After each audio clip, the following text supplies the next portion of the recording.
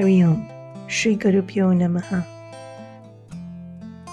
Reach for the moon, and if you fall short, you'll get the stars, is a very well-known quote. And Hanumanji did something extremely similar. As a young kid, he sees the sun shining in the sky and is so inspired by its glow, its color, its light, he jumps up to be able to reach it.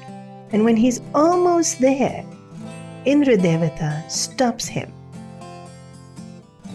This young Hanuman, like so many young children, always look high, aim high, think high.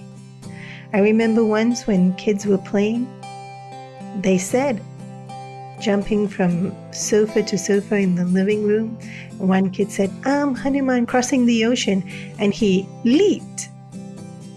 And the mother screamed because she knew he was not going to make it to the other sofa.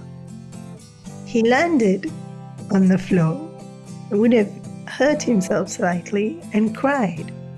And the mother proceeded to comfort him but also scold him for doing such a foolish thing. And this is exactly what's being depicted in the story. Kids think they can do anything. And then someone comes along and tells them, "No, you can't. You can't do that." And it's so incredibly unfortunate that we believe them when they tell us we can't. But the belief that we can do anything is far more true. We have, each one of us, infinite potential. And thank goodness many don't listen that they can't do it. The Wright brothers, who invented the first aeroplane, were completely ridiculed. They were told things like, "Well, if God wanted us to fly, He would have given us wings. What are you doing? It's impossible. We're never going to be able to fly." Fortunately, they don't listen. And today, air travel is as common as getting in a train or getting in the car. We zip across all over the world without thinking much of it. So many things that we think are normal were inventions that were thought to be impossible. One of my favorite examples is in the first Star Trek movie, the doors open and close. Automated is what we would call it today, but at that point in time, it hadn't been discovered yet. And so to create this futuristic scene, the director had two people standing on either side to slide the door open, making it appear that it had opened on its own. And they would shoot the scene over and over again so that the timing was just perfect. Somebody watching the movie thought, "What a cool idea. It would be great if the door just opened for me," and started thinking how to do it. Today we walk in and out of automated doors without blinking an eyelid. We think nothing of it. But at one time, it was such a high goal to create. Someone's dreams and imaginations became a reality. And this is exactly what Hanumanji was showing us when he jumped up to get the sun. Aim high.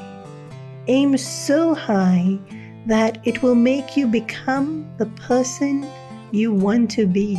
Become the person that's inspiring. There's a beautiful quote though. Set your goals high enough to inspire you and low enough to encourage you.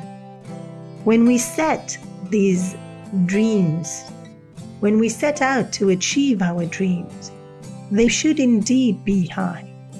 But we should also break it up to be able to have things that are reachable so that we don't think it's impossible, to help us to continue to feel empowered and successful every step of the journey. So low enough doesn't mean keeping the goal low. Low enough means having set the goal high, break it up so that I can take the first step and then the next step to ensure that I actually reach We can think about this even in terms of our spiritual goal of getting self-enlightenment. Far too many people say, well, that's not going to happen this life, but why not? Why not keep that as our goal?